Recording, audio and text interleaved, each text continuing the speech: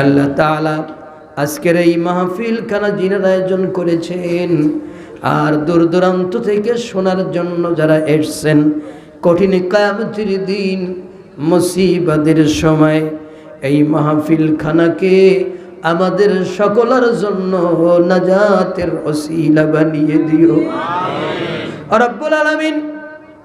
আমি তোমার অসংখ্য বান্দা বান্দীদের নিয়ে হাত তুলেছি কোরআনের মঞ্চে কথা বলার জন্য। যতটুকু যোগ্যতার দরকার তা আমার নাই। মাবুদ গো, তোমার গায়েবী ইলম থেকে এমন কিছু জ্ঞান, এমন কিছু কথা এই মুহূর্তে তুমি আমাকে দান করে দাও, যেই কথাগুলো বলা আমার জন্য সহজ হবে আর তোমার বান্দাদের বুঝতে এবং আমল করতে সহজ হয়ে যাবে। ওয়াজআল আখিরা কালামিনা ইনদাল মাউতি লা ইলাহা ইল্লাল্লাহু মুহাম্মাদুর রাসূলুল্লাহ।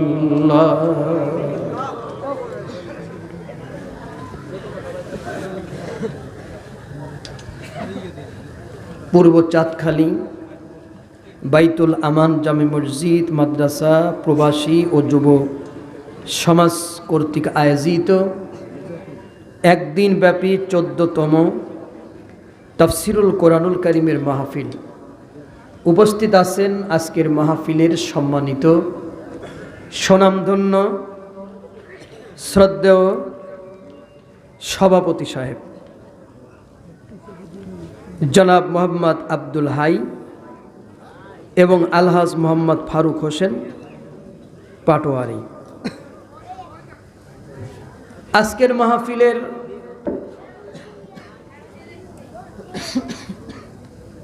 প্রধান অতিথি অ্যাডভোকেট রহমতুল্লাহ বিপ্লব সাহেব, ভাইস চেয়ারম্যান উপজেলা পরিষদ লক্ষ্মীপুর। বিশেষ অতিথিবৃন্দ, আপনাদের সামনে অত্যন্ত গুরুত্বপূর্ণ আলোচনা করেছেন বিশিষ্ট ইসলামের চিন্তাবিদ, আপনাদের লক্ষ্মীপুরের কৃতি সন্তান জনাব হজরত মাওলানা উবাইদুল্লাহ মাজহারি সাহেব। আলোচনা করেছেন হজরত মাওলানা দেদার হুসাইন সাহেব। আলোচনা করেছেন হাফেজ হজরত মাওলানা ইব্রাহিম খলিল মাসউদ সাহেব। বিশেষ আলোচক ছিলেন গাজী মোহাম্মদ ইসমাইল হোসেন সাহেব সহ হজরত ওলামায়ে কেরামগণ। আমার সামনে বসা বিভিন্ন এলাকার থেকে আগত দিনদার পরহেজগার মুসলিম ভাইয়েরা, পর্দার আড়ালের সম্মানিতা মা বোনেরা, সেই মহান আল্লাহর দরবারে শুকরিয়া যে আল্লাহ দয়া করে মেহেরবানি করে আমাদের সকলকে আজকের এই কোরআনের মাহফিলে উপস্থিত হওয়ার তৌফিক দান করেছেন। আমরা খুশি না বেজার? জোরে বলতে হবে, আমরা খুশি না বেজার?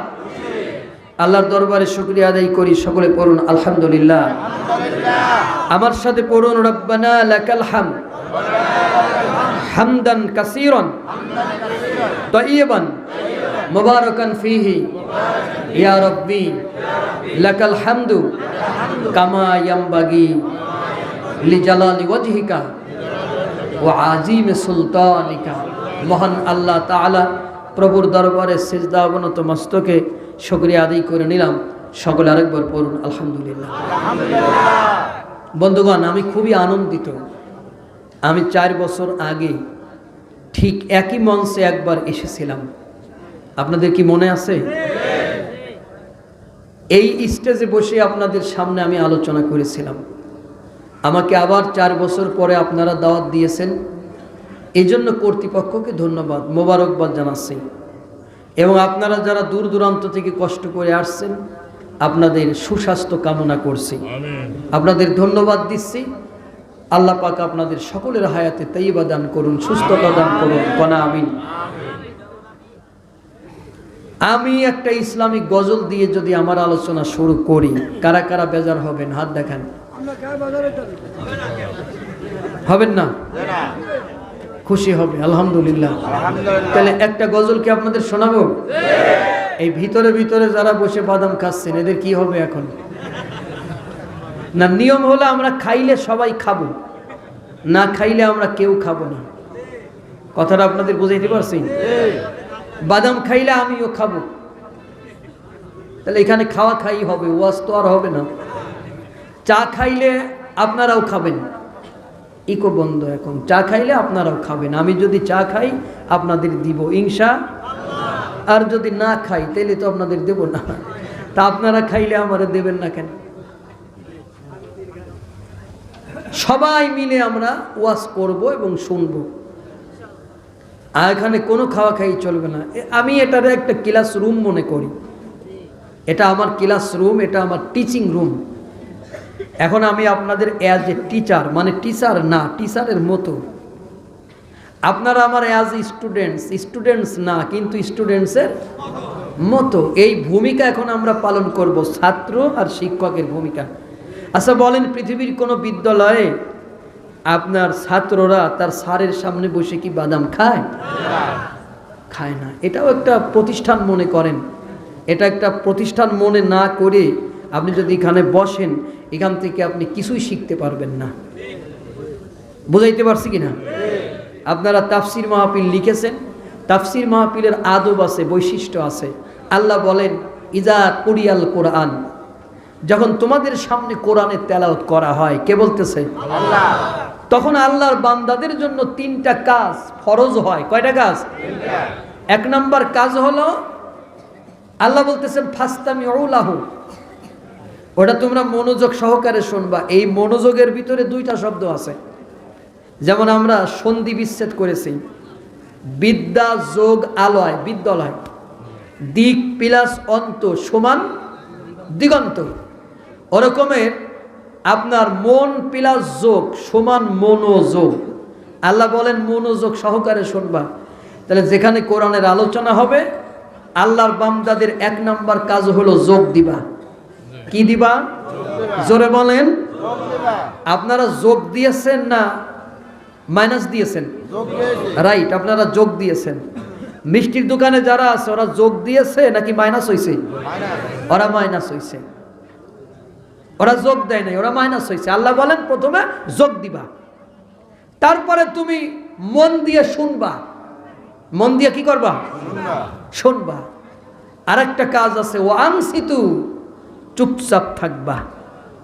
এই যে থাকবা, শুনবা, যোগ দিবা, এর 3টা ওয়ার্ডের আপনার শেষে কি প্লিজ আছে?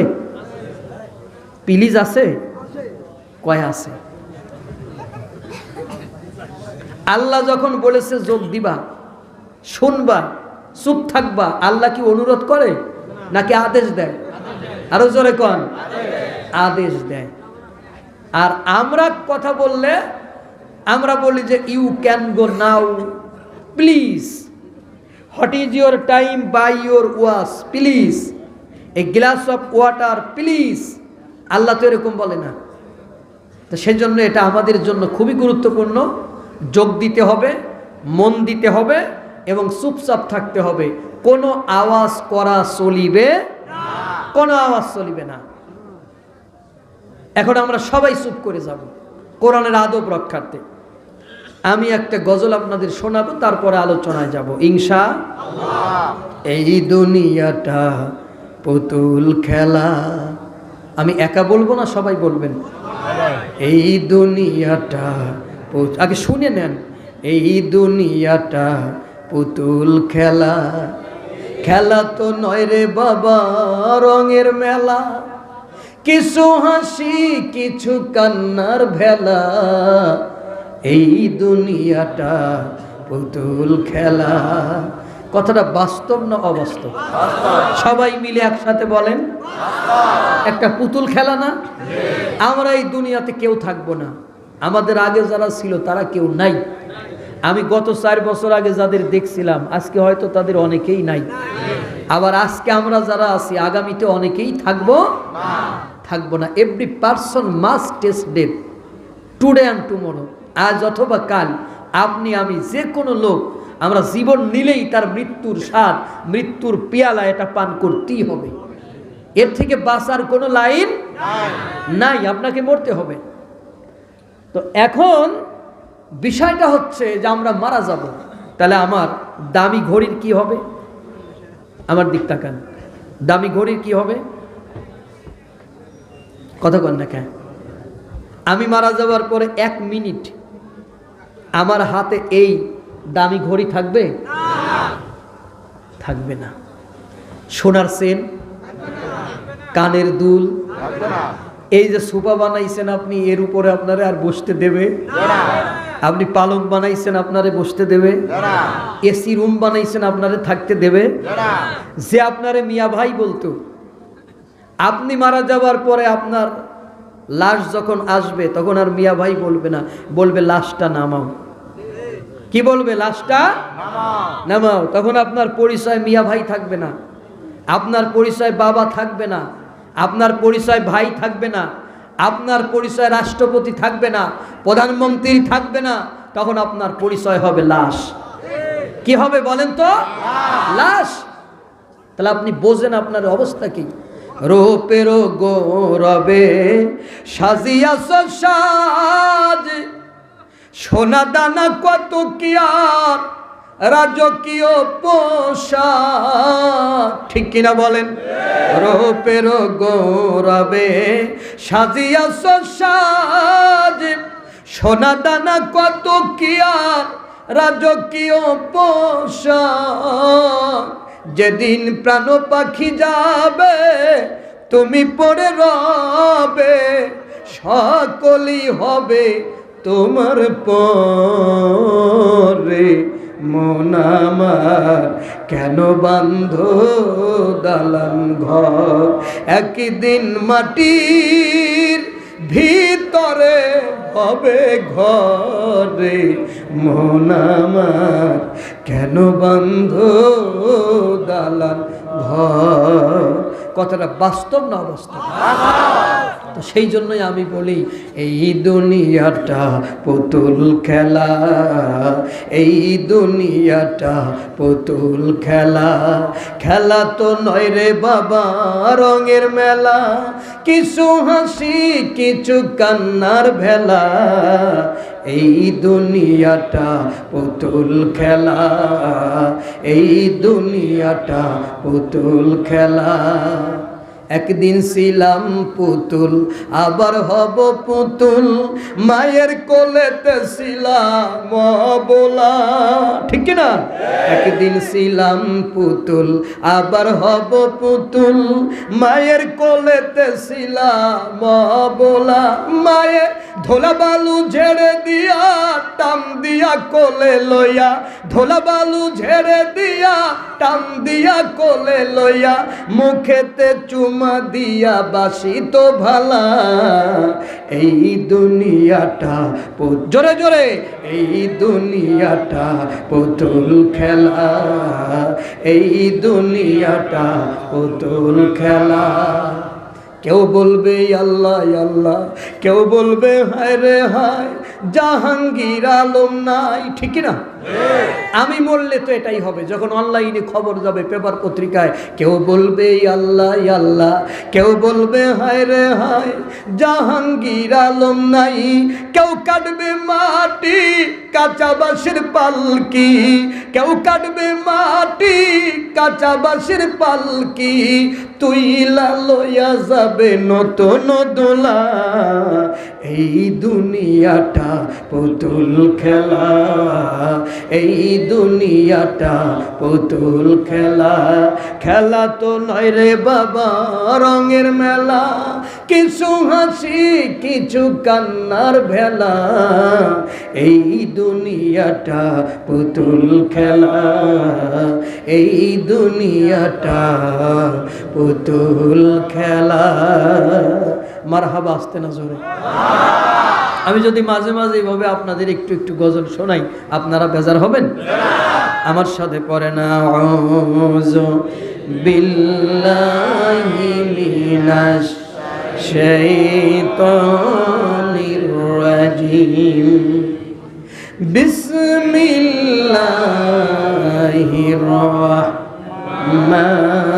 রাহমানির রাহিম। ইযহাবা ইলা ফিরআউনা ইন্নাহু طغى فقولا له قولا لينا لعله يتذكر أو يخشى قال ربنا إننا نخاف أن يفرط علينا أو أن يطغى আমার সাথে করুন সাদাকাল্লাহুল আযীম। সম্মানিত ভাইরা, আমি মহাগ্রন্থ আল কোরআনুল কারীমের 20 নম্বর সূরা সূরা তহর 43, 44 এবং 45 নম্বর আয়াত তেলাওয়াত করেছি। আমি বাংলা মানেটা আপনাদের বলে দেই, মন আছে তো?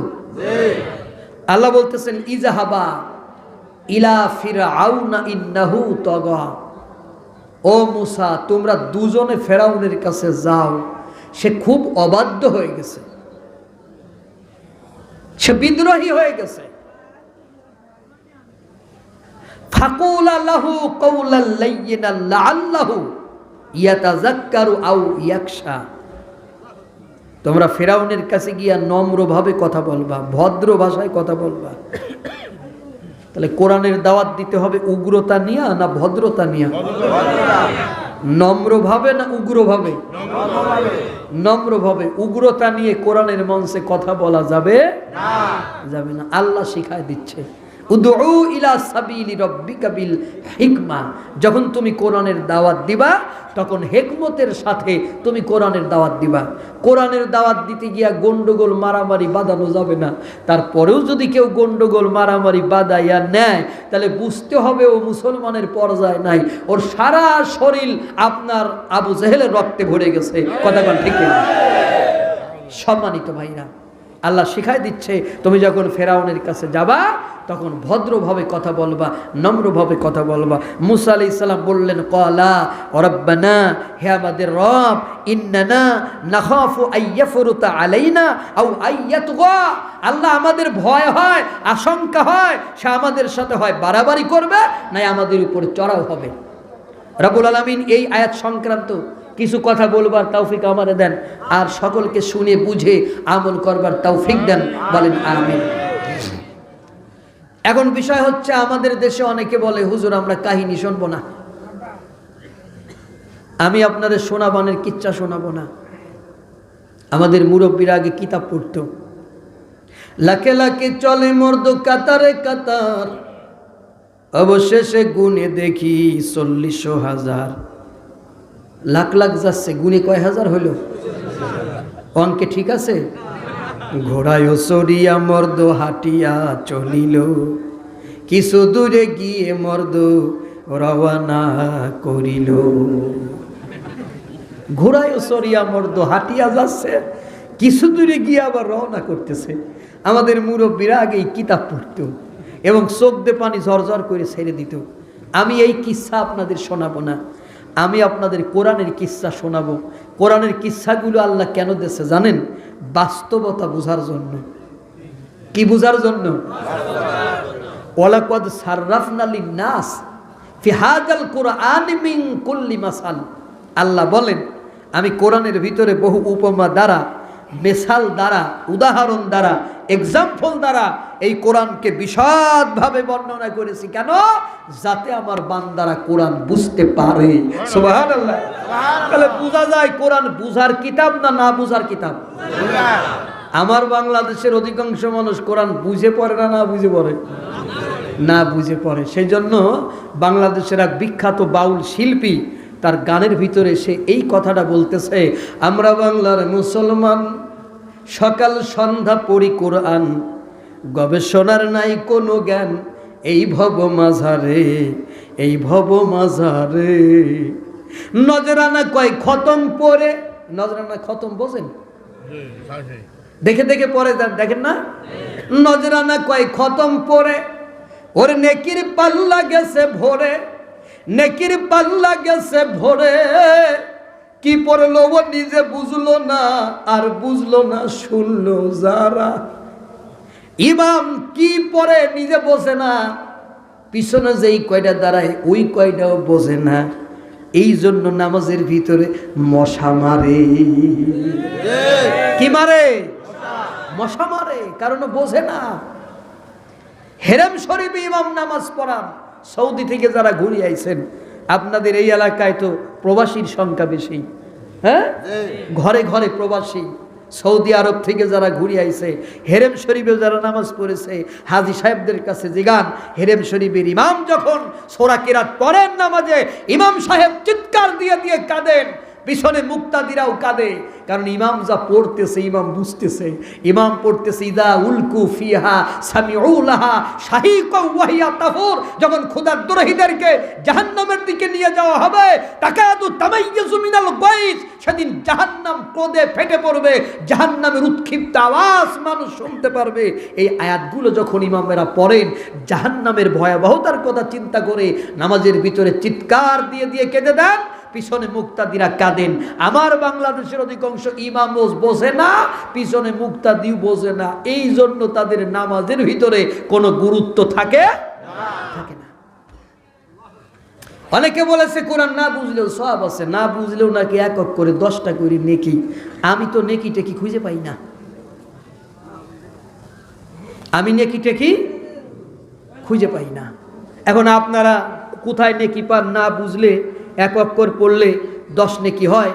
রসুল নাকি একটা হাদিস বলেছে যে যে একটি অক্ষর পড়বে 10টা নেকি পাবে। এই বলে তিনি বললেন আলিফ লাম মিম। আলিফ লাম মিম যে বুঝা যাবে না, এটা আল্লাহ কোরআনের ভিতরে বলে দিয়েছে 2 নম্বর সূরা আপনার 3 নম্বর সূরা আলে ইমরানের ভিতরে।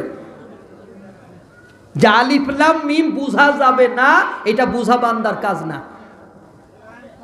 আল্লাহ বলে দিয়েছেন ওমা ইয়ালামু তাআবিলাহু ইল্লাল্লাহ, এর অর্থ আল্লাহ ছাড়া দুনিয়ার কেউ জানে না। তো আল্লাহ বলেই দিয়েছে যে এর অর্থ আল্লাহ ছাড়া দুনিয়ার কেউ জানে না, তো বাকিগুলোর কি হবে? আমার কথা কি বুঝতে পারতেছেন? এই আলিফ লাম মিম বা আলিফ লাম র, তাহা, ইয়াসিন, এগুলো তো ভোরে কোরআন শরীফে আসে নাই। আসছে 29টি সূরার প্রথমে আল্লাহ পাক এই হরফুল মুকাত্তাত লাগিয়ে দিয়েছেন। তো লাগিয়ে দিয়ে আল্লাহ তো বলি দিয়েছেন ওমা ইয়ালামু তাআবিলাহু ইল্লাল্লাহ, এর অর্থ আল্লাহ ছাড়া দুনিয়ার কেউ জানে না। তাহলে রাসূল এই তিনটা অক্ষর বেছে বেছে কেন বলবে? এই একটা হাদিস যদি আমি মেনে নেই, তাহলে কোরআনের অসংখ্য আয়াত আছে যেগুলোর ভিতরে আল্লাহ কোরআনের গবেষণা করতে বলেছে, কোরআন বুঝতে বলেছে, ওইগুলোর কি হবে?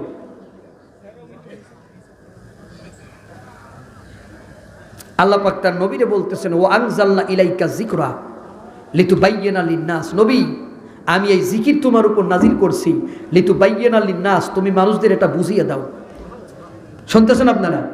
কি করো? মানুষদের এটা বুঝিয়ে দাও। যদি তুমি এটি বুঝিয়ে দাও, মানুষ জিলা ইলাইহিম, এটা আমি কেন তাদের উপর নাজিল করছি, যদি এটা তুমি বুঝিয়ে দাও, ওয়ালা আল্লাহুম ইয়াতাফাক্কারুন, তাহলে ওরা কোরআন নিয়ে চিন্তা করতে পারবে, গবেষণা করতে পারবে। তাহলে আল্লাহ এখানে বুঝিয়ে দিলেন কোরআন হলো চিন্তার কিতাব, গবেষণার কিতাব। সুবহানাল্লাহ কয় না? কোরআন চিন্তার কিতাব, গবেষণার কিতাব। কত ভুল তথ্য আমাদেরকে দিয়েছে। এক গ্রুপে বলেছে জানার নাম ইসলাম না, মানার নাম হলো ইসলাম। তা আপনি না জানলে কি মানবেন? যেগুলো যে মাজারে যাচ্ছে এত বড় বড় মোষ, এক হাতে বিড়ি আর এক হাতে গরুর দড়ি, বাবার দরবারে যাচ্ছে, কথা কয় না কেন? এইগুলো কি সব কোরআন হাদিসের পণ্ডিত? কথা কয় না, এগুলো কি কোরআন হাদিসের পণ্ডিত? এরা 1 নম্বর মূর্খ, ওদের বাপও মূর্খ, ওদের বাপ হলো গরু বাবা, কথা কন ঠিক কিনা? এরা কোরআন হাদিস না বুঝার কারণেই তো হয়েছে। এরপরে বলেছে নবী লেখাপড়া করে নাই, বলছে কিনা? বলছে কিনা? এরপরে বলছে নবী লেখাপড়া করে নাই। নবী কি লেখাপড়া করেছে? নবীর কাছে প্রথম আয়াত নাজিল হলো ইকরা। ইকরা শব্দের অর্থ হলো পড়ো, ইংরেজিতে হলো রিড।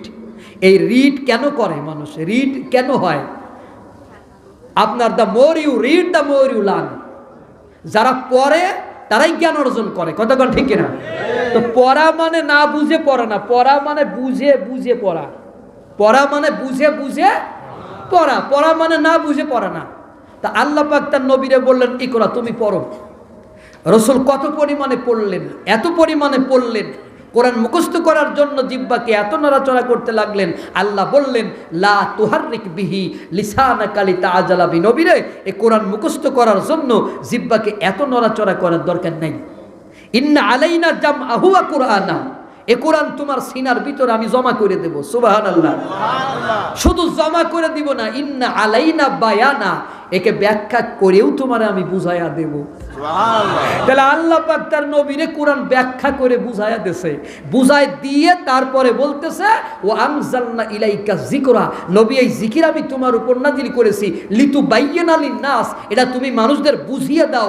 মা নুজিলা ইলাইহিম, এটি আমি কেন নাজিল করছি এটা যদি বুঝিয়ে দাও। ওয়ালা আল্লাহুম ইয়াতাফাক্কারুন, তাহলে আমার বান্দারা কোরআন নিয়ে চিন্তা করতে পারবে, গবেষণা করতে পারবে। সুবহানাল্লাহ। আল্লাহ কোরআন পড়ে না, তো ওদের এক এক করে কয়নে কি হয়েছে।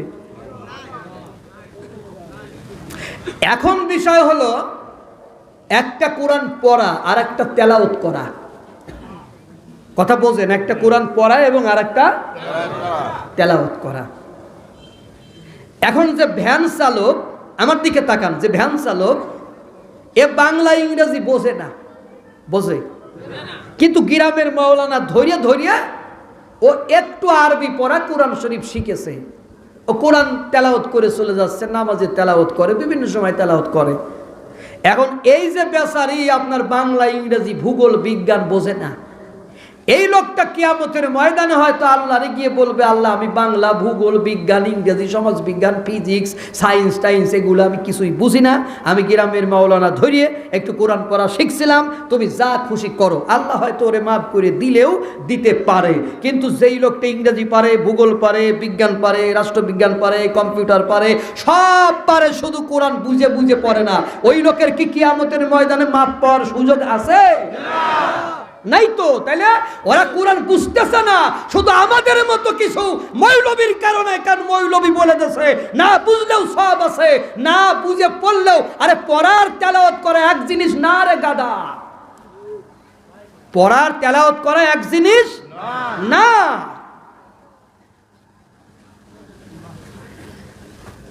পড়া মানে বুঝে বুঝে পড়া, যেখানেই পড়া আছে, the more you read the more you learn, যত পড়বে তত জানতে পারবে। ঠিক কিনা বলেন? There is no nation can prosper without education, শিক্ষা ছাড়া এই পৃথিবীতে কোন জাতি মাথা তুলে দাঁড়াইতে পারে। কারণ education is the backbone of a nation, শিক্ষা হচ্ছে একটি জাতির জন্য বড় ধরনের মেরুদণ্ড। শিক্ষা না থাকলে ওই জাতি মেরুদণ্ডহীন হয়ে পড়ে, ওই জাতি দেশের নেতৃত্ব এবং পৃথিবীর নেতৃত্ব দিতে পারে না। এই জন্য আপনার যারা শয়তান মার্কা মানুষ, এরা একটা দেশকে ধ্বংস করতে হলে ওই দেশকে হাইড্রোজেন বোমা অ্যাটম বোমা মারে না, ওই দেশের শিক্ষা ব্যবস্থাকে ধ্বংস করে দেয়। ওই দেশের শিক্ষা ব্যবস্থাকে কি করে দেয়? ধ্বংস করে দিলে জাতি কিছুদিন পরে পরাধীন হয়ে যাবে, কারণ ওদের তো শিক্ষা দীক্ষা নাই। কথাগুলো কি বোঝা যায়? সম্মানিত ভাইরা, তাহলে আমি আপনাদের কাহিনী শোনাবো কেন? বাস্তবতা বোঝার জন্য। আমি যে আয়াত পড়েছি এই আয়াতে মুসা এবং ফেরাউনের ঘটনা আছে। মুসা এবং ফেরাউনের ঘটনা আপনাকে জানতে হবে কেন? আল্লাহ রাব্বুল আলামিন বলেন নাতলু আলাইকা মিন নাবাই মুসা ওয়া ফিরআউনা বিল হাক্কি লিকাওমি ইউমিনুন। ও নবী, আমি তোমার কাছে মুসা এবং ফিরআউনের ঘটনা সত্য সহকারে নাজিল করেছি, এটা আমার ঈমানদার বান্দাদের জন্য। তার মানে ঈমানদার বান্দাদের এই ঘটনার ভিতরে শিক্ষা আছে। কি আছে?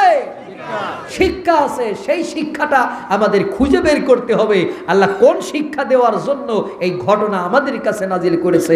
আল্লাহ খামাখা কোরআনে একটি কথাও একটি অক্ষরও বর্ণনা করেন নাই। ঠিক কিনা বলেন? কষ্ট হচ্ছে আপনাদের? দেখেন, আমি খুব ঠান্ডা মাথায় ওয়াজ করি এবং আমি ধীরে ধীরে সময় নিয়ে ওয়াজ করি। আমার কোনো তাড়া নাই, কারণ আমি একদিনে টিপ একটাই মারি। আমার একদিনে টিপ কয়টা? একটা। আমি 2 টিপ মারি না, এজন্য আমার কোনো তাড়া নাই। আমার প্রোগ্রামে ঢুকতে সময় লাগতেছে। আপনাদের কোনো তাড়া আছে?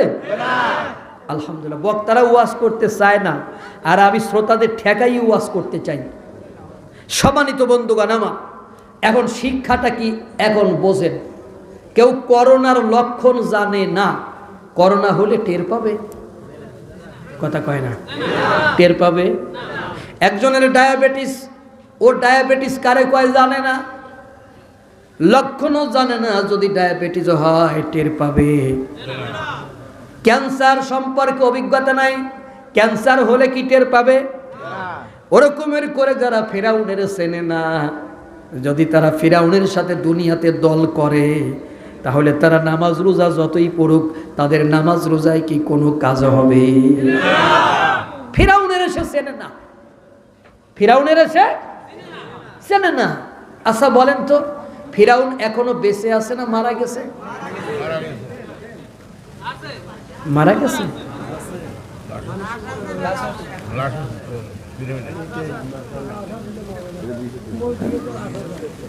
আমার একটু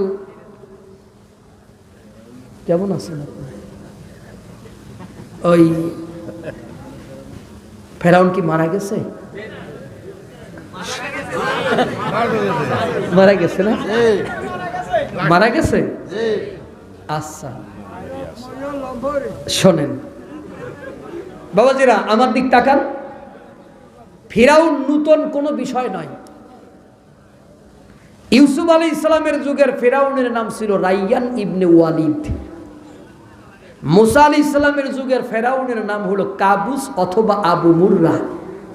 আমার নবীর যুগের ফিরাউনের নাম হলো আবু জেহেল। তাহলে ফিরাউন যুগে যুগে আইছে কিনা? রাসূল আবু জেহেলের মাথাটা নিয়া একটা কূপের ভিতর ফেলে দিয়ে বলল, হাজা ফিরাউনু হাজিহিল উম্মাত, এটি হলো এই উম্মতের ফেরাউন। তাহলে দেখেন, ইউসুফের যুগে ফেরাউন ছিল, মুসার যুগে ফেরাউন ছিল, আমার নবীর যুগে ফেরাউন ছিল। এই ফিরাউন যখন সে কালিমা পড়তেছিল, আল্লাহ বললেন, আমি তোমার কালিমা অ্যাকসেপ্ট করব না, আমি তোমার হাড়গোড় গুলিকে এখন সংরক্ষণ করব কিয়ামত পর্যন্ত। কেন? তোমার পরে যারা নকল ফিরাউন আসবে, তারা যেন তোমার দেইকা হেদায়েত হয়। তাহলে কিয়ামত পর্যন্ত ফিরাউনের সংরক্ষণ করা হয়েছে, পচবে না, গলবে না। কারণ কিয়ামত পর্যন্ত ছোটখাটো বড় ধরনের নকল ফিরাউন আসবে। এখন বিষয় হলো, হযরত ইউসুফ আলাইহিস সালামের যুগে ফেরাউন ছিল, মুসার যুগে ছিল, আমার নবীর যুগে ছিল। এখন প্রশ্ন হলো, এখনকার ফেরাউন কারা এবং আগামীতে ফেরাউন হবে কারা? এদেরকে চিনার দরকার আমাদের আছে কি নাই? কেন চিনবেন? একজন মক্কায় গেছে হজ করতে, হজ করতে গিয়া শয়তানের পাথর মারতেছে। কারে পাথর মারে? মারে না ভাই? পাথর 3টা মারা হয়ে গেছে। পাথর মারে কয়টা? 3টে মারে, 7টা মারে। কয়টা মারে? বাকি আছে 4টা। একটু পাশে দেখে একটা বৃদ্ধ লোক দাঁড়ায় দাঁড়ায় কাঁদতেছে হাওমাও করে। লোকটার ভিতরে দয়া মায়া হইল। লোকটা কাছে গিয়ে বলতেছে, বাবাজি কান্দেন কেন? কয় কাঁদতেছে আমার মনের দুঃখে। কিসের দুঃখ আপনার? একটু আওয়াজ বাড়বে, সাউন্ড বাড়বে। কিসের দুঃখ আপনার? বললে, আমার মনের দুঃখ হলো, দলের লোক কি কখনো দলের লোকের পাথর মারতে পারে? কি কয়? দলের লোক কি দলের লোকের? কয় না, তা তো পাথর মারে না। তাহলে সবাই আমার পাথর মারুক, তুমি আমার পাথর মারলে কেন? তুমি আর আমি একই দলের লোক। কয় যে আমি আপনার দলের লোক, তা তো বুঝলাম না। আপনি বাংলাদেশে আইছেন, কোন দল করেন আপনি? কয় যে ওরে রাম ছাগল, আমি বাংলাদেশে আসি নাই, আমার নাম হলো শয়তান। তুমি কি জীবনে শয়তানের দেখেছো? আমি হচ্ছি অরিজিনাল শয়তান। আমি তো তোমারে খোঁজার জন্য এই জায়গায় আইছি, যে আমি এই জায়গা গেলেই তোমারে পাবো। কয় যে হায় হায়, আপনি শয়তান, আমি তো জীবনে আপনারে দেখি নাই, এই জন্য চিনতে পারি নাই। আচ্ছা বলেন তো, আমি আপনার দলের লোক কি করে হলাম? কয় যে তুমি আমার দলের লোক হলে এই কারণে, কারণ আমি যেটা মনে মনে প্ল্যান করেছি, তুমি সেটা বাস্তবে রূপ দিয়ে ফেলাইছো। আমি মনে মনে প্ল্যান করেছি বাংলাদেশের মানুষদের সুদ খাওয়াইতে হবে, তুমি সুদ খাওয়াইয়া শিখাই দিছো কিভাবে সুদ খেতে হয়। আমি প্ল্যান করেছি বাংলাদেশের মেয়েদেরকে প্যান্টি আর বিরা মানে হাফ প্যান্ট পরাইয়া রাস্তা দিয়ে ঘুরাইতে হবে, ওটা তুমি পরাইয়া একদম বাস্তব প্রমাণ করে দেছো। আমি প্ল্যান করেছি বাংলাদেশের মানুষের আমি দুর্নীতি করাবো, ওটা ওলিয়া উলিয়ার দেশ, ও দেশের মানুষ দুর্নীতি করবে। তুমি দুর্নীতি করিয়ে হ্যাট্রিক করিয়ে তুমি দেশের জনগণের দেখাইয়া দেছো দুর্নীতি কত প্রকার এবং কি কি। তাহলে আমি শয়তান হলে তুমি শয়তান না কেন বলো? আমি শয়তান, তুমিও শয়তান, আমি গুরু আর তুমি শিষ্য। তুমি বলো শয়তানের শয়তান কিভাবে পাথর মারে, কথা কয় না? এরকমের অনেক শয়তান মক্কায় পাথর মারতে যায়, শয়তানের বাংলাদেশ থেকে জনগণের টাকা চুরি করে, কথা কন ঠিক কিনা? এতিমের টাকা চুরি করে, কথা কন ঠিক কিনা? জনগণের সম্পদে ফাঁকি দিয়ে শয়তান মক্কায় গিয়া শয়তানের, এই যে বাংলাদেশ থেকে এক শয়তান কিছুদিন আগে আপনার এই যে চলে গেছে, কোন জায়গা গেল? কানাডা গেল। কিন্তু শয়তানের যদি কেউ দুনিয়াতে শয়তানের না দেখে থাকেন, এই লোকটারে দেখে নেবেন। এই বেটা বজ্জাত আপনার গেছে কানাডা, কানাডা সরকার ঢুকতে দেয় নাই। আমার দেশে আপাতত শয়তানের অভাব নাই, এই নতুন শয়তান ঢুকতে দেব না। চিন্তা করেন আপনি দেশের কি সর্বনাশ, দেশের কি বদনাম হচ্ছে এদের কারণে।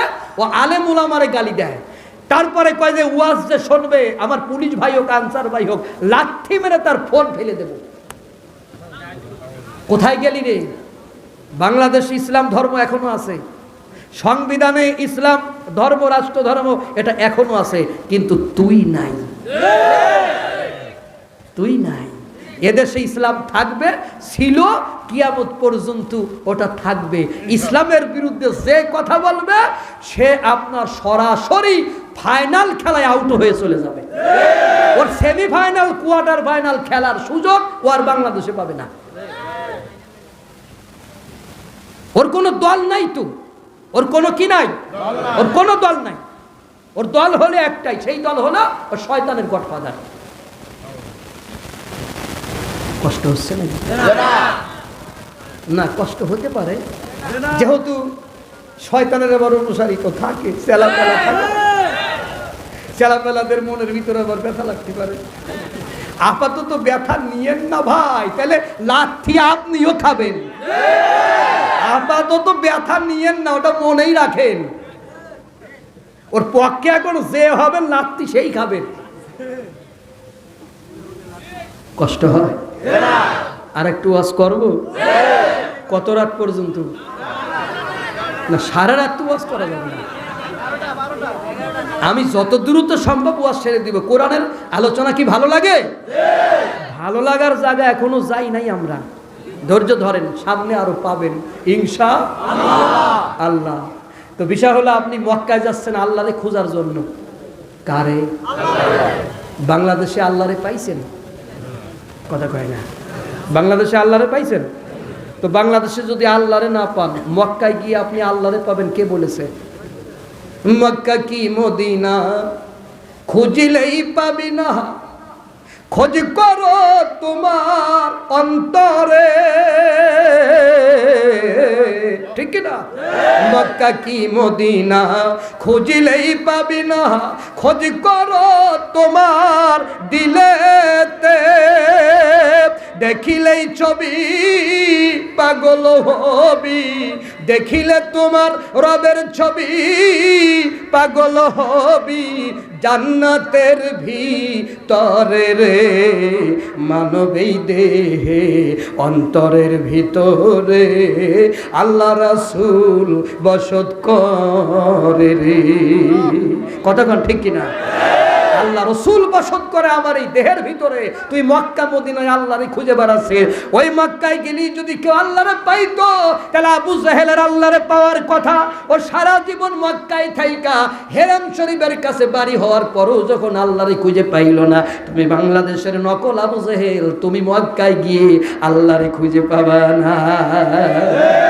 মদিনায় গেলেই যদি নবীরে পাওয়া যায় তোরে, আব্দুল্লাহ বিন উবার বাড়ি তো মদিনায় ছিল, ও সারা জীবন মদিনায় থাইকা আমার নবীর পাশে বসবাস করে যখন নবীরে পাইল না, তখন বাংলাদেশের সেকেন্ড আব্দুল্লাহ বিন উবাই, বাংলাদেশের নকল আব্দুল্লাহ বিন উবাই, তুমি মদিনায় গিয়ে আমার নবীরে খুঁজে পাবা না।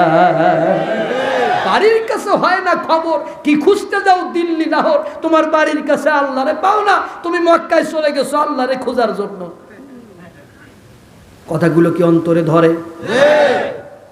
তাহলে আল্লাহ বললেন তুমি ফেরাউনের কাছে যাও, সে খুব অবাধ্য হয়ে গেছে। এই অবাধ্যতার কি করেছিল ফেরাউন?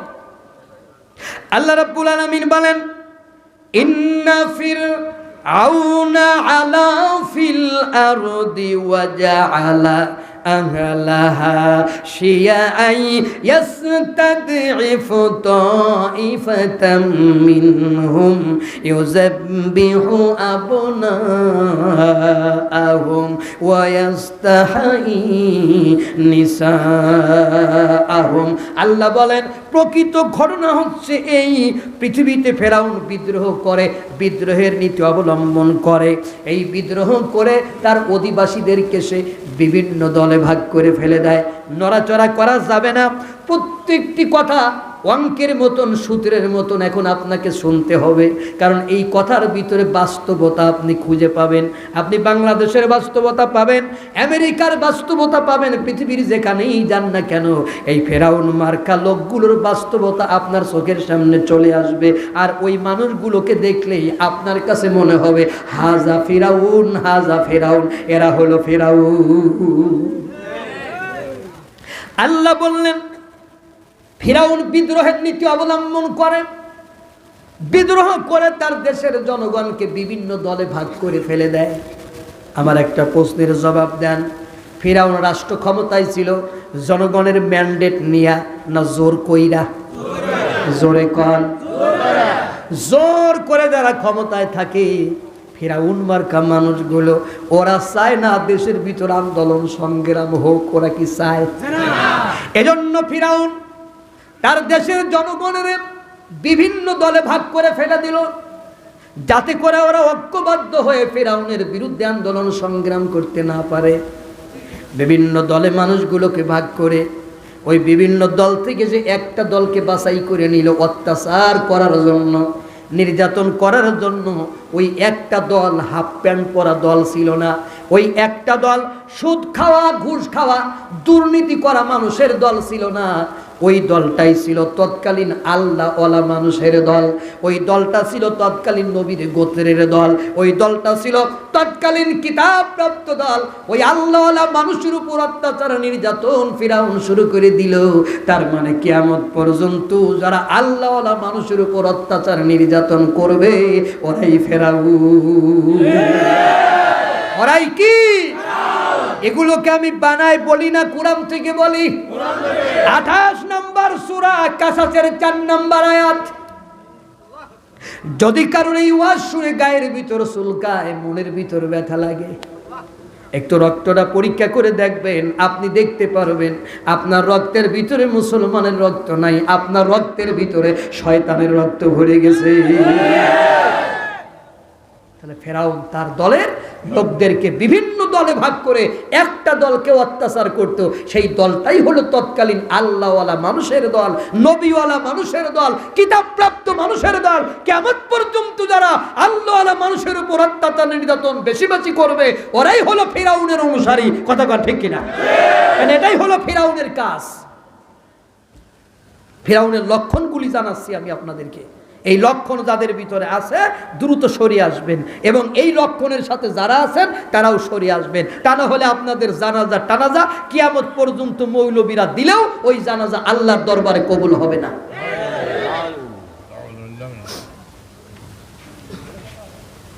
সম্মানিত ভাইরা, আল্লাহ রাব্বুল আলামিন মুসাকে বললেন তোমরা দুজন ফেরাউনের কাছে যাও। কোথায় যাও?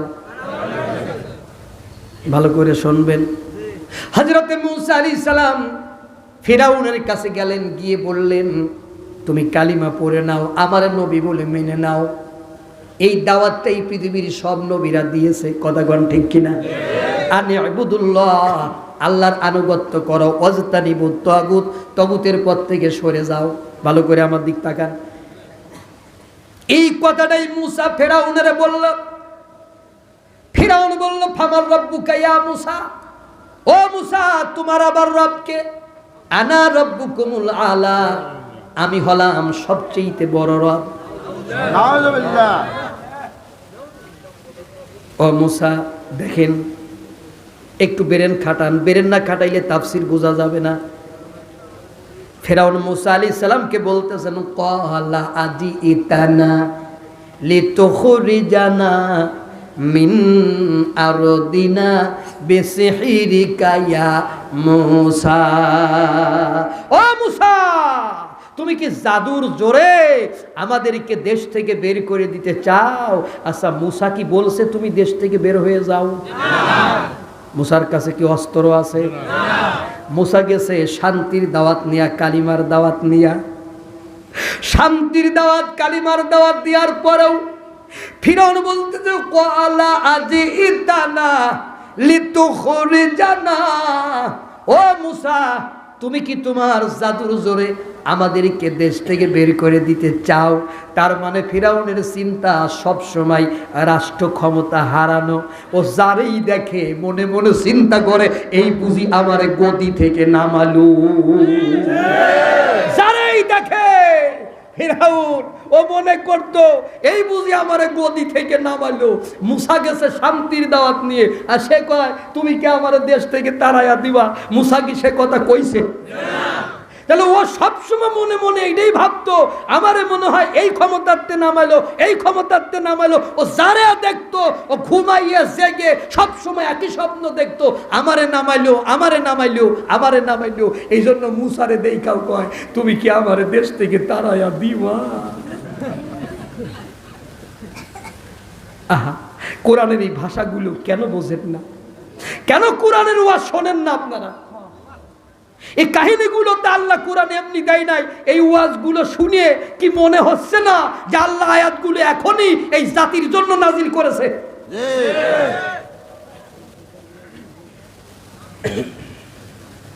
আমি একটা কথাও বানায় বলছি না। এই আয়াত হলো 20 নম্বর সূরা তাহার 57 নম্বর আয়াত। আর একটু ওয়াজ করব, মন দেন। আজকের ওয়াজের ভিতরে অনেক বস্তুনিষ্ঠ বিষয় পাবেন, তত্ত্বভিত্তিক কিছু আলোচনা পাবেন, এদিক সেদিক মন দেবেন না। বন্ধুগণ আমার, এখন দেখেন ফেরাউন বলতেছে আমারও জাদুকর আছে। কি বলতেছে? আমারও জাদুকর আছে। মুসা কি শুনতে চাইছে? কথা কয় না। মুসা কি শুনতে চাইছে? ও নিজের থেকেই বলতেছে আমারও জাদুকর আছে। তোমার সাথে জাদুর প্রতিযোগিতা হবে। মুসা আলাইহিস সালাম কয় হবে, তবে ঘরের ভিতরে হবে না, ওপেন মাঠে হবে। কারণ মুসা আলাইহিস সালাম দেখেন, অল্প বুদ্ধিতে মৌলবী হওয়া যায় না। মৌলবী হতে গেলে বুদ্ধি অনেক লাগে। মুসা আলাইহিস সালামের মাথায় কত বুদ্ধি! মুসা আলাইহিস সালাম দেখলো এই ঘরের ভিতরে যদি জাদুর প্রতিযোগিতা হয়, তাহলে তো দেশের কাছে আমি ভাইরাল হতে পারবো না, দেশের মানুষের সামনে আমার এই ঘটনা ভাইরাল হবে না। তো জাদু যদি দেখাইতে হয়, ফিরাউন পাবলিসিটি করি জনগণ মাঠের ভিতরে জড়ো করবে, আর আমি বিনা টাকায় সেই জায়গা গিয়ে আমি এই ঘটনা ভাইরাল করে দিলে দেশের জনগণের মুখে মুখে আল্লাহর প্রশংসা, নবীর প্রশংসা চলে যাবে। এখন তো এটাই আমার চমৎকার সুযোগ। এই জন্য মুসা বললেন ঘরে হবে না, ফিল্ডে হবে। তার মানে মুসার ভাইরাল হতে হবে। দেখেন বিষয়টা, আগের যুগের মৌলবীরা জেলে যাইতে চাইতো না, এখনকার মৌলবীরা জেলে যাইতে চায়। কেন? যে মৌলবী জেলে যায় সেই মৌলবী হিট হয়।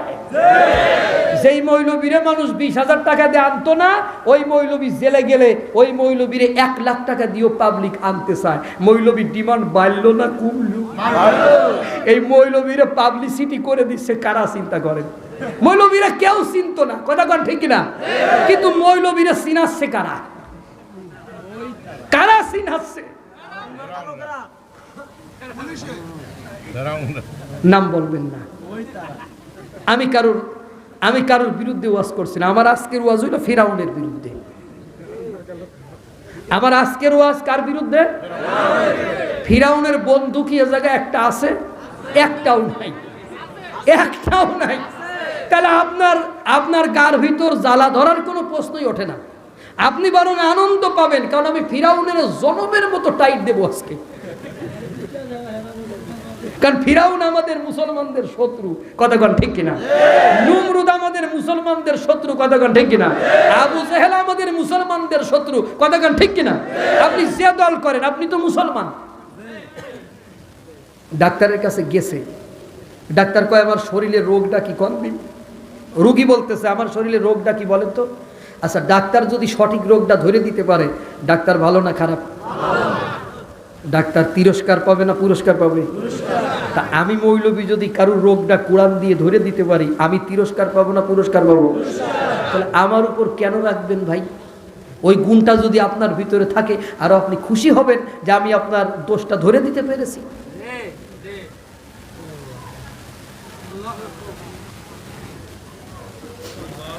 এখন কি হলো? ভরা মাঠে লোকজন ভরে গেল। একটা মাঠে লোকজন কি হলো? কথা বলবেন, লোকজন ভরে গেল। একদিকে নড়াচড়া করবেন না, আগে বসেন। আর যারা ফোন দেখতেছেন বন্ধ করেন, কথাগুলো শোনেন, দেখেন পরিস্থিতি কি হচ্ছে মাঠের ভিতরে। এক পাশে ফিরাউনের বিখ্যাত জাদুকরেরা, খিতাবপ্রাপ্ত, ডিগ্রি প্রাপ্ত, পুরস্কার প্রাপ্ত জাদুকরেরা, বড় বড় বাঘা বাঘা জাদুকরেরা। এক পাশে মুসা এবং হারুন। আর দেশের জনগণ, মুসা এবং হারুন জীবনেও কোনো জাদুর স্কুলে যায় নাই, ওদের কোনো উস্তাদও নাই, কথা কন ঠিক কিনা? যেমন আগে আমরা যারা বক্তা হইছি, আমার ওয়াজের বয়স 21 বছর, আমরা বক্তা হইছি হুজুরদের জুতা টেনে ব্যাগ টেনে। আমাদের উস্তাদের নাম শুনলে বলে দিতে পারবো। এখনকার বক্তাদের উস্তাদ লাগে না, যদি শোনেন তোমার উস্তাদের নাম কি, বলবে আল্লামা ইউটিউব আলী খান। কপি বক্তা, টুপিতে কপি, দাড়িতে কপি, চশমায় কপি, সুরে কপি, সব নকল। শিল্পী ওরকম তৈরি হচ্ছে। এখন ইউটিউবের যুগ আসে বলে ওরা ইউটিউব থেকে শিখতেছে, উস্তাদের বাড়ি যাওয়া লাগে না। তো মুসার সময় কি ইউটিউব ছিল? তাহলে তারা জাদু শিখবে কোত্থেকে? ফিরাউনের জাদুকরেরা মুসার কাছে গিয়ে কি কয়? তারা বলতে দাও, ক্বালু ইয়া মুসা ইম্মা আন তুলকি ওয়া ইম্মা আন নাকুনা আউওয়ালা মান আলকা। ও মুসা, হয় তোমার জাদুটা আগে দেখাও, নাই প্রথমে আমরাই আমাদের জাদুটা দেখাই। মুসা বললেন তোমাদেরটাই আগে দেখাও। আচ্ছা, এখন পর্যন্ত এই জাদুকরেরা মুসার দলে না ফিরাউনের দলে? রাইট, একদম ঠিক কইছেন। এখনো পর্যন্ত জাদুকরেরা ফিরাউনের দলের লোক, কথা কন ঠিক কিনা? জাদুকরেরা বলতেছে ওয়াকালু বিইজ্জাতি ফিরআউনা ইন্না লানাহনুল গালিবুন।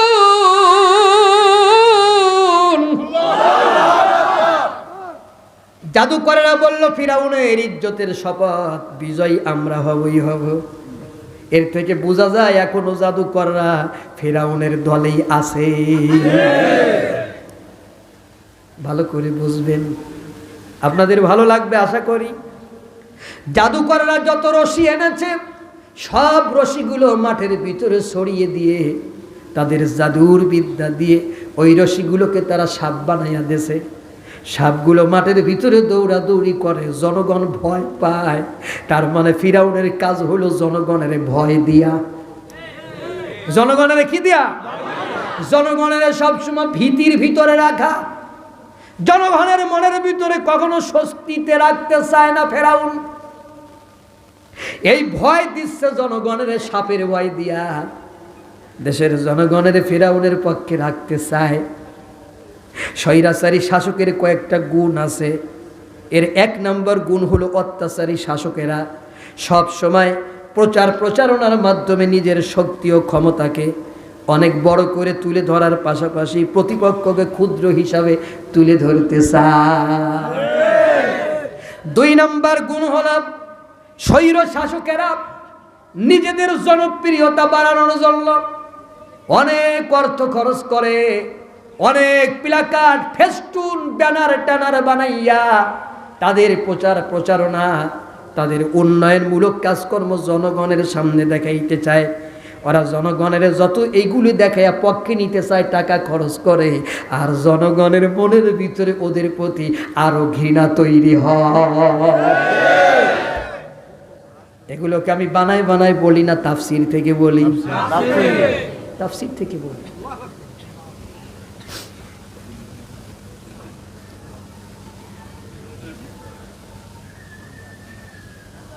আমার কাছে এত স্লিপ আসতেছে কেন?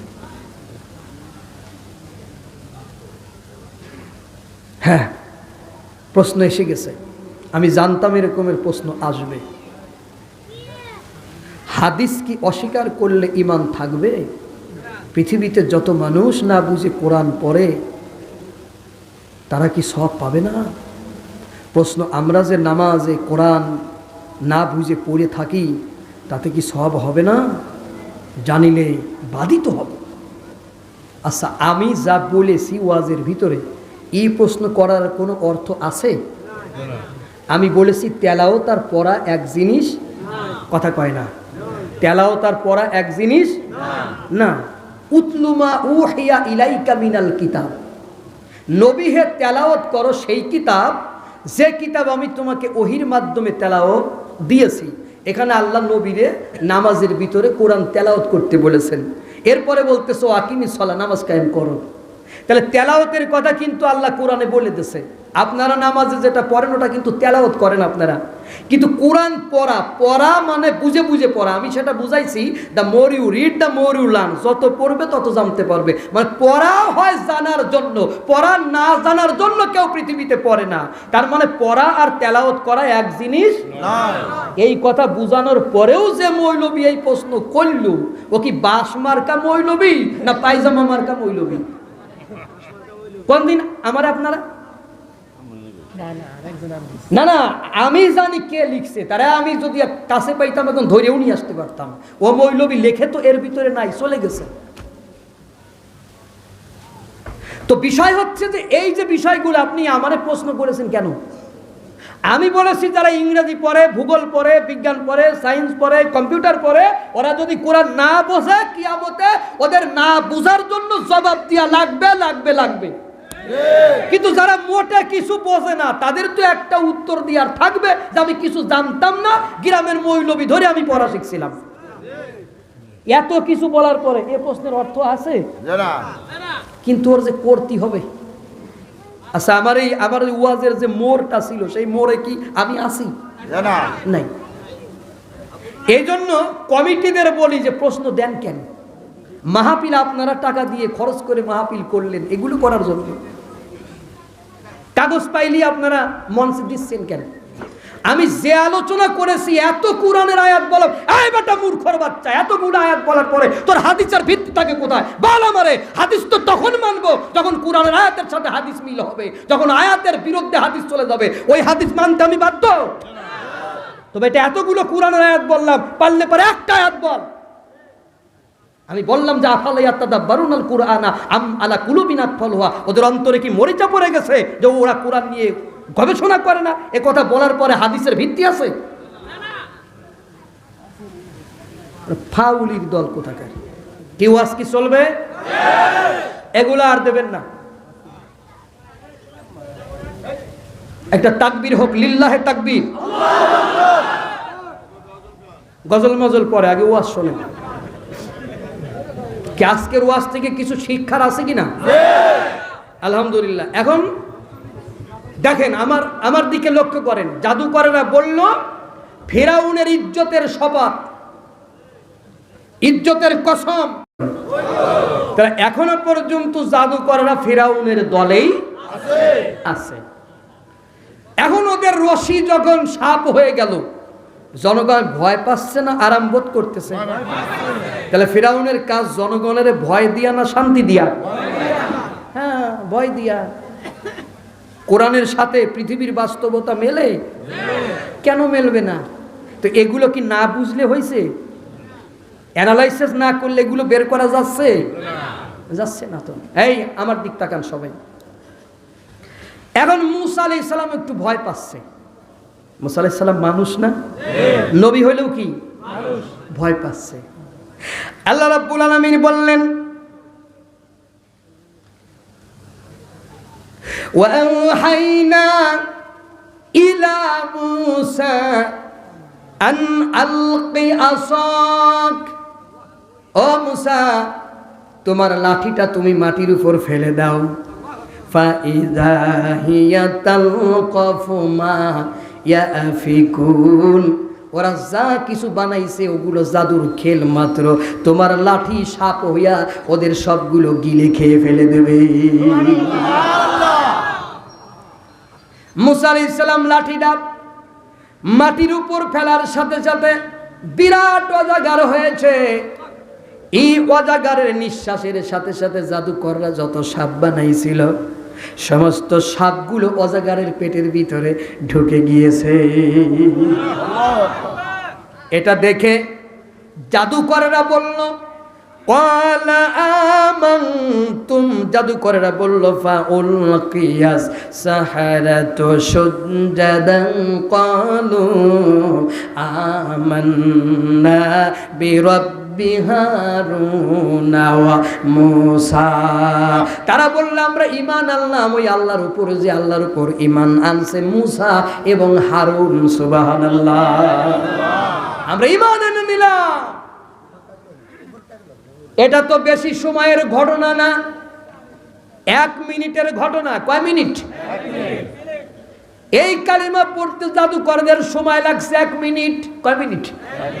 কারণ জাদুকররা বুঝে নিয়েছে এই মূসা এবং হারুন তারা পৃথিবীর কোনো বিদ্যালয়ে জাদু শেখে নাই। মূসা এবং হারুন তারা আমাদের কাছেও জাদু শেখে নাই। এই দেশে আমরা হলাম বড় বড় জাদুকর। এই দেশের মানুষ যদি জাদু শিখতে চায় আমাদের কাছ থেকে জাদু শিখবে। যখন তারা আমাদের কাছ থেকে শিখলো না, আর যখন তারা দেশের কোনো স্কুলেও জাদু শিখলো না, এই মূসা তো আমাদের সামনেই বড় হলো। তার ভাই হারুনও জীবনে কোনোদিন জাদু টাদু জানে না। হঠাৎ করে রাতারাতি এত বড় জাদুকর তারা হয়ে গেল, তাদের জাদুর সামনে আমাদের জাদু টিকলো না। তখন জাদুকররা বুঝে নিয়েছে এটা জাদু না, এটা হলো মুজিজা। এটা কি? এটা হলো মুজিজা। এই জন্য তারা বলল ক্বালু, ক্বালা ক্বালা ক্বালু, মানে সবাই বলল আমান্না, আমরা ঈমান এনে নিলাম বিরাব্বি হারুনা ওয়া মূসা, যিনি হারুন এবং মূসার রব। এটা পড়তে 1 মিনিট সময় লাগলো। আর 1 মিনিটের পরে ফেরাউন জাদুকরদের বলতেছে, ক্বালা আমানতুম লাহু ক্বাবলা আন আযানা লাকুম, আমি হুকুম দেওয়ার আগেই তোমরা ঈমান এনে নিলে। ইন্নাহু লাকাবীরুকুমুল্লাযী আল্লামাকুমুস সিহরা, এই মূসা এবং হারুন তোমাদের প্রধান, তোমরা আমার দলে না, তোমরা হচ্ছ মূসা এবং হারুনের দলের লোক, ওরাই তোমাদের জাদু শিখাইছে। তার মানে 1 মিনিট আগে ওরা ছিল ফিরাউনের সঙ্গী, শুধু কালিমা পড়ার কারণে 1 মিনিট পরে ওরা হয়ে গেল জঙ্গি। কি হয়ে গেল? জঙ্গি হয়ে গেল। কথা হচ্ছে রাস্তার উপরে, আমি শান্তি পাচ্ছি না। মানে এ জায়গা চুপচাপ নাই কেউ। তাফসীর মাহফিলে একটু কিপ সাইলেন্ট থাকতে হয়, কোয়াইট সাইলেন্ট থাকতে হয়। তাহলে 1 মিনিট আগে জাদুকররা ছিল ফিরাউনের কি সঙ্গী। জোরে বলেন কি? কালিমা পড়ার কারণে জাদুকররা 1 মিনিট পরে হয়ে গেল কি? ওদেরকে ফিরাউনের দলে দিয়ে দিল। মানে যে তার উল্টা কথা কয়, যে তার কথা না শোনে, সে সাথে সাথে একদম বিরোধী দলের লোক হয়ে যায়। কথা কন ঠিক কিনা? এখন ফিরাউন দেখলো এই যে মূসার লাঠি সাপ হইয়া জাদুকরদের সাপগুলোরে গিলে গিলে খাইছে, এটা অসাধারণ ঘটনা না সাধারণ ঘটনা? জোরে কন। এই ঘটনা দেশের ভিতর ভাইরাল হয়েছে কিনা? এই ঘটনা যদি দেশের মানুষের ভিতরে ঘুরতে থাকে, দেশের মানুষ আল্লাহর প্রতি ঈমান আনবে কি আনবে না? ফিরাউনের গদি পাছার তল থেকে যাবে কি যাবে না? ফিরাউন তখন 1 মিনিটের ভিতরে সিদ্ধান্ত নিয়ে নিল, এই ইস্যুটা আর জনগণের সামনে রাখা যাবে না। এই ইস্যুটারে টিস্যু দিয়ে মুছে নতুন একটা ইস্যু যদি জনগণের সামনে খাড়া করতে না পারি, তাহলে এই ইস্যুতেই আমি কুপকাত হয়ে যাব। এই জন্য এই ইস্যুটারে এখন মুছে দিতে হবে। সাধারণ কোনো কাম দিয়া এই ইস্যুটারে মুছা যাবে না। এই ইস্যু যদি মুছে দিতে হয়, তাহলে জাদুকরদের বিচার করতে হবে। তার মানে ফিরাউনের কোর্ট সারা বছর বন্ধ থাকতো, আর মাঝে মাঝে ফিরাউনের কোর্ট আল্লাহওয়ালা মানুষের বিরুদ্ধে চেতন হতো। এখন জাদুকরদের বিচার হবে। কি হবে? এই কোর্ট সারা বছর চলে না। এই কোর্ট সারা বছর মাঝে মাঝে চলে। ফিরাউনের বিরুদ্ধে যারা যায়, ফিরাউন তাদের কাঠ গড়ায় দাঁড় করাইয়া দেয়। এটা আমি বানাইয়া কই না, কোরআনে আছে। এটা আপনি পাবেন। দেখেন কোরআনের ভিতরে আল্লাহ রাব্বুল আলামিন কি চমৎকার করে এই কথাগুলো জনগণের বোঝাচ্ছে। এটা সূরা তোহার ৭১ নম্বর আয়াতের ভিতরে পাবেন। কিন্তু এখন বিচার হবে। ফিরাউন জানে আমি যা বলবো আমার দলের লোক তাই মেনে নেবে, দেশের লোক তাই মানতে বাধ্য হবে। কিন্তু জনগণের ঘাড়ে যদি আমি এটা চাপাই দিতে না পারি, তাহলে একা আমি দায়বদ্ধ থেকে যাব। এই জন্য ফিরাউন একা একা কাজ করুক আর যাই করুক, কিন্তু কয় যে এইটা জনগণে চাইছে। কিসে চাইছে? মানে নেতা, এরকমের অনেক নেতা আছে, জনগণ পিছনে নাই কিন্তু নেতা। কথা কান ঠিক কিনা? শুধু কয় জনগণ এ কইছে, ও কইছে, তা কইছে, জনগণ খুঁজে পাওয়া যায় না। এরকমের একটা গল্প আপনাদের বলি, যে রাস্তা দিয়ে পুলিশ পেট্রোল ডিউটিতে যাচ্ছে। কিছু দূরে গেলে দেখে একজন রাস্তার উপরে দাঁড়াইয়া রাস্তার পাশ থেকে গাছ কাটতেছে। পুলিশ বলল, এই গাছ কাটিস কেরে? কয় স্যার জনগণ। কি বলল? জোরে কর। পুলিশ ড্রাইভারকে বলল, জনগণের মাল জনগণ কাটে, আমাদের কি চালা গাড়ি? চলে গেল। 3 দিন পরে আবার ওই রাস্তা দিয়ে যায়, দেখো গাছ কাটে। কয় গাছ কাটিস কেরে? কয় স্যার জনগণ। পুলিশ বলে কাট, কোনো সমস্যা নাই, চালা। 1 সপ্তাহ পরে আবার ওই রাস্তা দিয়ে যায়, দেখো ওই গাছ কাটে। পুলিশ কয় গাছ কাটিস কেরে? কয় স্যার জনগণ। পুলিশ নামছে, নেমে ওরে জামার কলারের ভিতরে ধরে বলে, বজ্জা 3 দিন তোরে জিগালাম গাছ কাটিস কে, তুই বলিস জনগণ। একটা লোকও খুঁজে পাইলাম না তোরে সারা। আর লোকগুলো গেল কোথায়? কয় স্যার দুঃখ পাবেন না, কষ্ট পাবেন না, আমার বাবা মা আমার নাম রেখেছে জনগণ।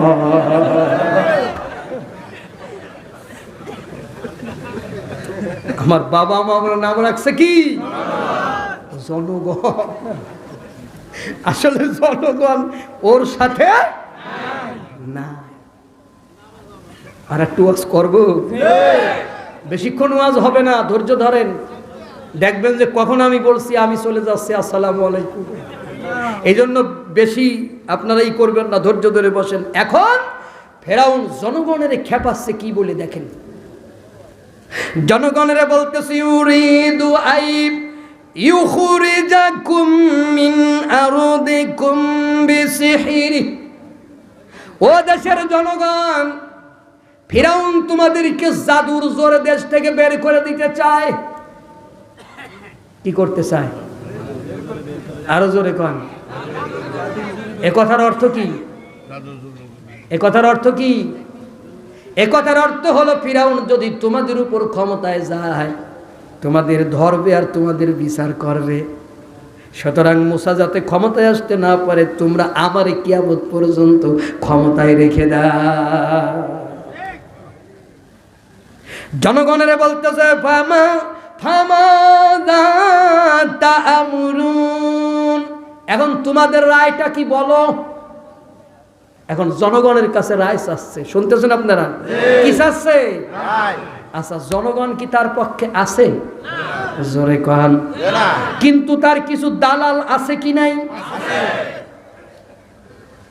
আল্লাহ রাব্বুল আলামিন আলামিন বলেন উহশুরুল্লাযীনা যালামু ওয়া আজওয়াজাহুম ওয়া মা কানু ইয়াবুদুন। আল্লাহ কিয়ামতের দিন বলবে ওই সমস্ত জালেম নেতাদের একত্রিত করো যেই নেতাগুলো জনগণের সাথে ওয়াদা করে জনগণের কাছে ওয়াদা রক্ষা করে নাই। ওই জালেমদের আজকে একত্রিত করো, ওদের বউদের একত্রিত করো, ওদের অনুসারীদের একত্রিত করো। অনুসারী কারে কয়? অনুসারী হলো নির্বাচন আসলে দেখা যায় অনুসারীর অভাব নাই, এক কাপ চা খায়, একটা মাসুদ বিড়ি ধরাইয়া পান গালের ভিতরে দিয়া রাস্তা দিয়ে মার্কা নিয়ে যায় আর বলে আমার ভাই তোমার ভাই, কলা গাছ ভাই কলা গাছ ভাই। কলা গাছ ভাইয়ের চরিত্র ফুলের মতন পবিত্র, কলা গাছের মার্কা বাস মার্কা।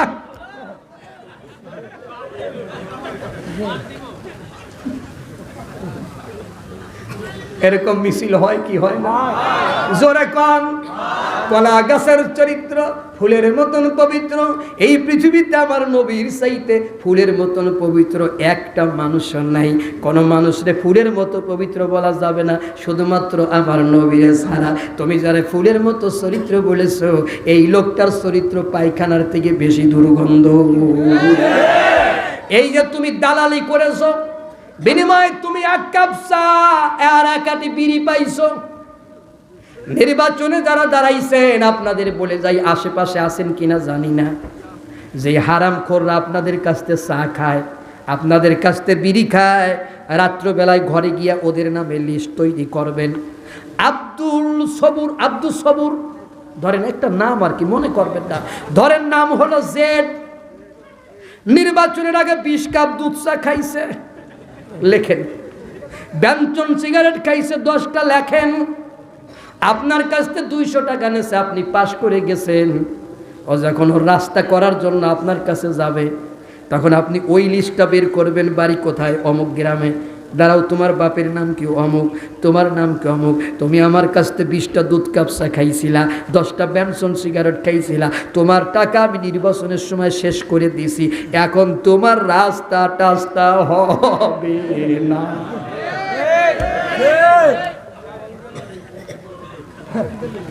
কি কথাটা খারাপ করেছি? এখন তোমার রাস্তা টাস্তা, তুমি সারা জীবন ভাঙ্গা রাস্তা দিয়ে যাবা। তোমার বউরে যদি ডেলিভারি করাইতে চাও, ক্লিনিকে যাওয়া লাগবে না, ওই ভাঙ্গা রাস্তা দিয়ে ভ্যানে গেলেই তোমার বউ ডেলিভারি হয়ে যাবে। আমি নেতা এইটুক উপকার করলাম। লজ্জা করা উচিত আমাদের জনগণের। আমরা জানি এই এলাকায় ভালো কিনা খারাপ কিনা, আমরা জানি কে নামাজি কে নামাজি না, দলের গোষ্ঠী কেলাই। ও যে দলের লোক হোক না কেন, ও যে ধর্মের লোক হোক না কেন, ও যদি আপনার সৎ হয়, ও যদি চরিত্রবান হয়, ওর দ্বারা যদি রাস্তার কাজও হয়, ওর দ্বারা যদি কালবাটের কাজও হয়, ওর দ্বারা যদি জনগণের উপকার হয়, ও যদি জনগণের ঘরে ঘরে গিয়ে জনগণের দুঃখ দুর্দশার খবর নেয়, ওরে ভোট দেবেন। যে জনগণের খোঁজ খবর জীবনে নেয় না, ওরে জুতা মারবে। নারায়ে তাকবীর, আল কোরআনের আলো, আল হাদিসের আলো, ইসলামের শত্রুরা হুঁশিয়ার সাবধান। নেতা নির্বাচনের আরো পদ্ধতি আছে। এই যে নামাজের ভিতরে আপনারা নেতা নির্বাচন করেছেন, এর থেকে শিক্ষা নেন। এই নেতা নির্বাচন করেছেন, হুজুরের মুখে যদি দাড়ি না থাকতো ইমাম বানাইতেন? জোরে কন। হুজুর যদি কারোর বউ বের করে নিয়ে আসতো ইমাম বানাইতেন? হুজুর যদি ঘুষ খাইতো ইমাম বানাইতেন? হুজুর যদি দুর্নীতি করতো ইমাম বানাইতেন? হুজুর যদি কোরআন পড়া না জানতো ইমাম বানাইতেন? হুজুর যদি অন্যের বউ দেখে শীষ মারে, তাহলে কি আপনারা ওরে নেতা বানাইতেন? তাহলে এখন যারা নেতা বানাবেন, ও 200 মানুষের নেতা না, ও হাজার হাজার মানুষের নেতা। ওর যদি এই গুণগুলো থাকে, আপনি টিপসই কি করে মারলেন? এজন্য আল্লাহ বললেন কিয়ামতের ময়দানে ওই জালেম নেতারে ধরে আনো, ওর বউদের ধরে আনো, আর ওদের অনুসারীদের ধরে আনো। চাচা আপনি কোনো অপরাধ করেন নাই, চাচা খালি আপনি একটা টিপ মারছিলেন। আপনার অপরাধ কি? একটা টিপ মারছিলেন চাচা। ও চাচা, আপনি মনে করেছিলেন এই বিষয়ে কোরআনে কোনো আয়াত নাই। সেই নেতা নির্বাচন করবেন যেই নেতার দ্বারা কোরআনের তাফসির মাহফিলে বাধা হবে না। সেই নেতা নির্বাচন করবেন যেই নেতা নির্বাচিত হলে কোরআনের মাহফিল ওপেনে চলবে। কথা বলেন ঠিক কিনা? সেই নেতা নির্বাচন করবেন সমাজে সুদ চলবে না, ঘুষ চলবে না, দুর্নীতি চলবে না, এই সমাজে কোনো অন্যায় হবে না, এই সমাজে ন্যায় বিচার প্রতিষ্ঠিত হবে। ওরে বিড়ি চা বুঝি না, ওরে সমানে ভোট মারিয়ে যাবেন। আমি কি কারোর দালালি করতেছি নাকি? কোন নেতাই আজকে আমার 1 টাকাও দেয় নাই, আমি ওদের চিনিও না, কিন্তু কথাগুলো বাস্তব না বাস্তব? তাহলে 3 শ্রেণীর মানুষকে আল্লাহ হাজির করতে বলবে। কয় শ্রেণী? নেতা, নেতার বউ, নেতার অনুসারী। নেতার দোষ বুঝলাম, অনুসারীর দোষ বুঝলাম, বউর দোষ কি? আজকে কি মেয়েরা এখানে ওয়াজ শুনতেছে? আশেপাশে আছে? তাইলে তো বলা যাবে না ভাই, আমার আবার ডর লাগে। সাহস দিচ্ছেন? মাশাআল্লাহ। দেখেন, দেশের জনগণ কাউরে ভয় করুক আর না করুক, বউরে মারাত্মক ভয় করে। বউরে ভয় করেন এরকম লোকের সংখ্যা আমাদের সমাজে খুব কমই আছে। এখন বিষয় হলো বউর দোষ কি? আমাদের বউরা স্বামীরা কি বলে জানেন? স্বামীরা বলে, শোনো, তুমি বাজার করে আনবা, আমি কুটে কাটে তেলে দিব, তেলে দিতে পারলি আমার গুনাহ মাফ। কি বলে? আমার গুনাহ মাফ। ভালো করে শুনবেন। তাহলে বড় অপরাধ কি? বড় অপরাধ কিছুই না। বড় অপরাধ হলো সব নেতা খারাপ, এ কথা বলা যাবে না। এ কথা যদি আমি বলি তাহলে নেতাদের উপর জুলুম হবে। এমনও নেতা আপনার সমাজে আছে যেই নেতা অনেক মাওলানার থেকেও চরিত্রবান। কথা বল ঠিক কিনা? একটা নেতা ভালো, কিন্তু নেতার অনুসারী ভালো না। নেতা নেতার কারণে শেষ হয় না, নেতা শেষ হয় তার অনুসারীদের কারণে। বাস্তব না বাস্তব? নেতা ভালো, ভালো করে শোনেন। নেতা বাজারে অফিসে বসে আছে, একটা অনুসারী গিয়ে বললেন, চাচা এই কাগজে একটা সই দেন, এই কাগজে একটা। নেতা দেখলো যে এই রাস্তার টেন্ডার হবে। কি হবে? এটা হলো আমার সুপারিশ চাচ্ছে, ওরে যদি আমি রাস্তার টেন্ডারটা সুপারিশ করে দিয়ে দেই, 10 লাখ টাকার বাজেট, 7 লাখ টাকা ওর পকেটে যাবে, 3 লাখ টাকার কাজ হবে। 3 মাস পরে এই রাস্তার ইট, কুয়া, সিমেন্ট, বালু সব বৃষ্টিতে ধুয়ে চলে যাবে, জনগণ কষ্ট পাবে, ওরে কাজ দেয়া যাবে না। এই জন্য নেতা কাগজে সই করলো না। ও বুঝেছে চাচা সই করবে না, বুঝে ও চলে গেল বাজারে।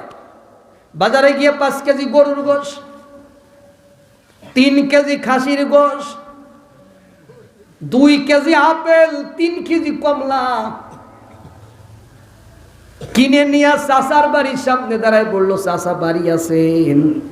ও চাচা বাড়ি আছেন। চাচা যে বাড়ি নাই ও জানে না, ও তো জানে যে চাচা বাজারে। নাটক দেখেন। এখন এত ডাকাডাকি করে। চাচি এসে বললো, কে রে বাবা? তোমার চাচা তো বাজারে অফিসে। কয় যে আমি চাচার কাছে এসেছি। কয় বাজার করে যাচ্ছ বুঝি? কয় না, আমার মা নাই, কয়দিন আগে আমার মা মারা গেছে, আমার মার কথা শুধু মনে পড়ে। ও চাচি, তাই আপনারা দেখতে আইছি আমি। এই হাদিয়াগুলো সব আপনার। ও চাচি, আপনি এগুলো খান। দেশি মুরগি 2টা, গরুর গোশ 5 কেজি, খাসির গোশ 3 কেজি। চাচির কি আর হুশ আছে বলেন? চাচি বলল, বাবা এসো, তুমি বসো, দুপুরে রান্না করব, খেয়ে যাও। ছেলে বলল, চাচিরে আমার সময় নাই, মারাত্মক কাজ পড়ে গেছে। চাচি বলল, কি কাজ? ছেলেটা বলল, চাচার কাছে যাব আর এই কাগজে একটা সই নেব। চাচি বলল, রে উগা পাগল হইছে, তোমার চাচা যেখানেই থাক দুপুরে খেতে আসবে, তুমি জানো না এই যে তোমার চাচার হেড অফিস? কাগজটা তুমি রেখে যাও, সন্ধ্যাকালে নিয়ে যাইও, সাইন করে রাখবো, কষ্ট করা লাগবে না। চাষির এত ভালোবাসো, চাষি তোমার এইটুকু উপকার করবে, তা কি হয়? এবার ছেলেটা কাগজ রাইখা চলে গেল। চাচা দুপুরে খাইতে এসেছে, গরু খাসি মুরগি দেখা। চাচা বলে বাজারে করি নাই। চাষি বলল তুমি বাইরের নেতা, আমি ঘরের নেতা, খাও।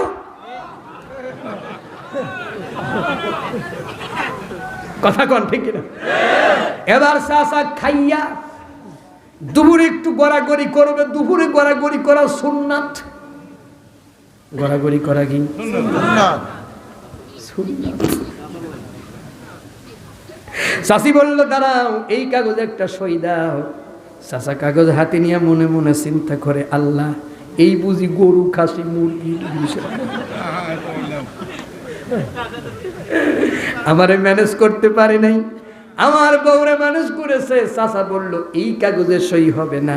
চাচি বলল এই কাগজে যদি সই না করো, ধরলাম আমি আরি, তোমার বাড়ি ছেড়ে চললাম আমি আমার বাপের বাড়ি, টাটা। এবার বলেন কোন চাচির মাথা ঠিক থাকবে, কোন চাচার মাথা ঠিক থাকবে? বলেন কথা কন। এবার চাচা সই করে দিল। এই যে চাচা চাচির কারণে সই করে দিল, এই চাচি কি আল্লাহর জান্নাতে যাবে? এরকমের অনেক চাচি সমাজে আছে। এই চাচিদের কারণে আমাদের অনেক ছেলে আজকে ঘুষ খায়, অনেক ছেলে রাস্তায় দাঁড়ায় ডাকাতি করে, কতক্ষণ ঠিক কিনা? অনেক ছেলে আজকে সন্ত্রাসী করে এই চাচিদের কারণে। চাচিরা বলে ওরে সবদুলির বাপ, তোরে বিয়ে করে আমার জীবন গেছে, ভ্যান আলারে বিয়ে করলেই ভালো হতো, কি সুন্দর আইফোন কিনে দিয়েছে ওই গোপদুলির মা, তোরে বিয়ে করে আমার কপাল গেছে, কপাল গেছে, তুই আমারে ছেড়ে দে। এইবার চাচা কি করলো?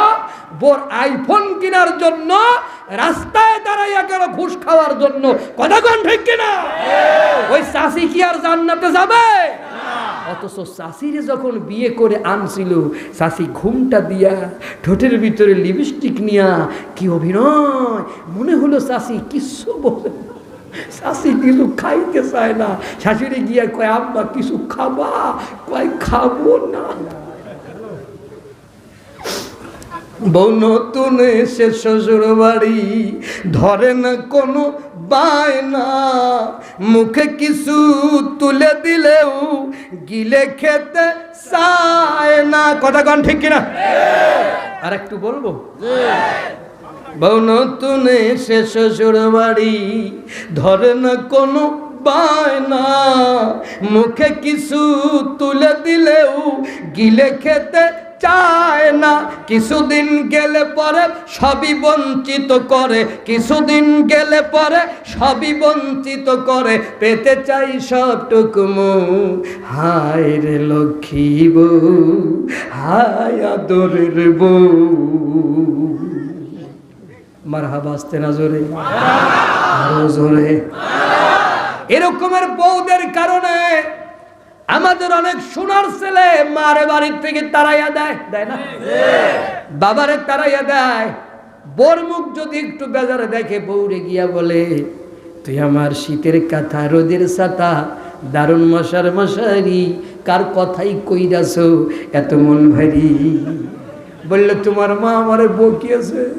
বলল ওরে বুড়ি বেরোহা, আমার বাড়ি আমার বউরে কষ্ট দিয়ে খাওয়া যাবে না।